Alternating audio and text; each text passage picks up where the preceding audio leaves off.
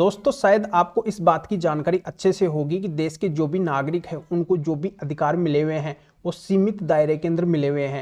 यानी कि जब तक वो संविधान की पालना करेंगे, देश के कानून की पालना करेंगे, रूल एंड रेगुलेशन को मानेंगे, तब उनके अधिकारों को उपयोग कर सकेंगे। अन्यथा वो संविधान की पालना करना बंद कर देंगे, रूल एंड रेगुलेशन लॉ को नहीं मानेंगे, तो उनके अधिकार वहीं पे समाप्त हो जाएंगे।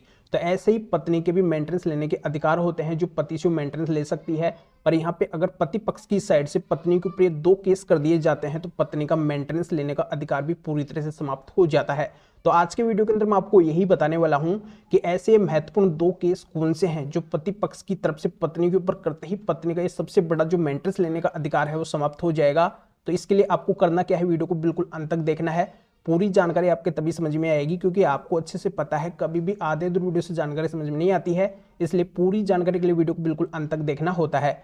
और ये आपका अपना चैनल है, इसको अगर आप अब तक सब्सक्राइब नहीं करे हैं तो सब्सक्राइब भी कर दीजिए और बेल आइकन को भी दबा दीजिए। तो चलिए शुरू करते हैं। तो वेलकम दोस्तों, मैं हूं आपका अपना एडवोकेट जितेंद्र। दोस्तों सबसे पहले तो यहाँ पे मैं क्लियर कर देता हूं कि पत्नी का मेंटेनेंस लेने का अधिकार कब तक होता है। उसका मेंटेनेंस लेने का अधिकार तब तक होता है जब पति की नेगेटिव सोच रहती है, नेगेटिव थिंकिंग होती है। अगर पति ये ठान ले, ये सोच ले कि मैं इस पत्नी को मेंटेनेंस नहीं दूंगा, किसी भी कंडीशन के अंदर नहीं दूंगा, ये मेंटेनेंस लायक है ही नहीं, तो यहाँ पे पति कुछ भी कर सकते हैं, उस मेंटेनेंस को पूरी तरह से रुकवा सकते हैं। देखो जो पत्नी मेंटेनेंस लायक होगी, जिसको मेंटेनेंस मिलना चाहिए तो उसको तो जरूर मेंटेनेंस मिलेगा, पर जो पत्नी गलत है उसको मेंटेनेंस का कोई अधिकार नहीं है, तो उसको मेंटेनेंस कैसे मिलेगा? बिल्कुल नहीं मिलेगा। उसको मेंटेनेंस क्यों मिल जाता है? उसको मेंटेनेंस इस वजह से मिल जाता है क्योंकि पति की नेगेटिव थिंकिंग होती है। पति शुरू से ये सोच के चलते हैं कि पत्नी है तो यहाँ पे कोर्ट इसका मेंटेनेंस जरूर बनाएगी, हमारी बिल्कुल भी नहीं सुनेगी। तो यहाँ पे ऐसा बिल्कुल भी नहीं है। देखो मेरे पास में जितने भी मेंटेनेंस के केसेस आते हैं वो बहुत हार्ड केसेस आते हैं, तो उनके अंदर भी मैं पति पक्ष को सफलता दिलवाता हूँ, उनके मेंटेनेंस को रुकवाता हूँ, पत्नी का मेंटेनेंस नहीं बनने देता हूँ। क्योंकि पत्नी गलत होती है, वो मेंटेनेंस लायक होती नहीं है, तो यहाँ पे उसको मेंटेनेंस क्यों मिलना चाहिए? तो ऐसा संभव है, ऐसा आप कर सकते हैं। पर यहाँ पे आप अगर नेगेटिव सोच रख के चलेंगे तो बिल्कुल भी आपका समाधान नहीं होगा। आपको पॉजिटिव सोच रख के चलना पड़ेगा, आपको दमखम से मजबूती से उस केस के अंदर विद एविडेंस बात रखना होगा, कोर्ट को कन्विंस करना होगा, तो डेफिनेटली आपको मेंटेनेंस नहीं देना पड़ेगा। पत्नी का जो मेंटेनेंस लेने का अधिकार है वो समाप्त हो जाएगा।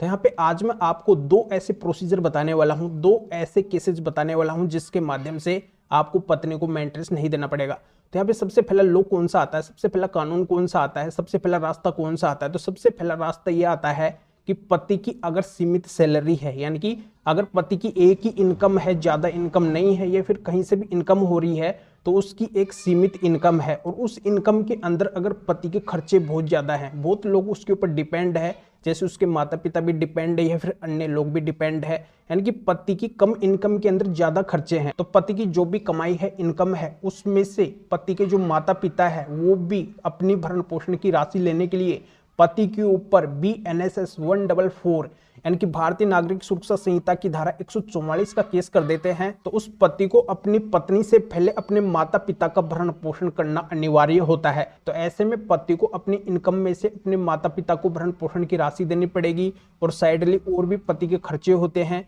तो ऐसे जो पति की जो इनकम होती है उसमें ज्यादा खर्चे हो जाते हैं, और ऐसी स्थिति में अगर पत्नी खुद कमा रही है, वो इतना कमा रही है कि अपना भरण पोषण कर सकती है, और पत्नी की जो इनकम है, सैलरी है, उसके ऊपर और कोई भी लोग निर्भर नहीं है, कोई भी लोग डिपेंड नहीं है, तो ऐसी पत्नी का पति से मेंटेनेंस लेने का अधिकार समाप्त हो जाता है। तो ये तो हो गया पहला केस। अब दूसरा केस कौन सा आता है? दूसरा केस वो आता है कि अगर पति बेरोजगार है, पति की कोई भी इनकम नहीं है, पति कमा नहीं पा रहे हैं, या फिर अदर कोई सिचुएशन है जिससे पति बेरोजगार हो गए हैं, या फिर कमा रहे हैं तो बहुत कम कमा रहे हैं जिससे पति का खुद का गुजारा भी नहीं हो रहा है। और ऐसी स्थिति के अंदर अगर पत्नी खुद कमा रही है, वो इतना कमा रही है कि अपना भरण पोषण वो आराम से कर सकती है और साथ में उसका पैसा और भी बच जाता है, तो यहाँ पे अगर पति उस पत्नी से भरण पोषण लेने के लिए HMA सेक्शन 24 का केस कर देते हैं, तो ऐसी पत्नी फिर पति से मेंटेनेंस नहीं ले सकती है, यानी कि उस पत्नी का पति से मेंटेनेंस लेने का अधिकार पूरी तरह से समाप्त हो जाता है।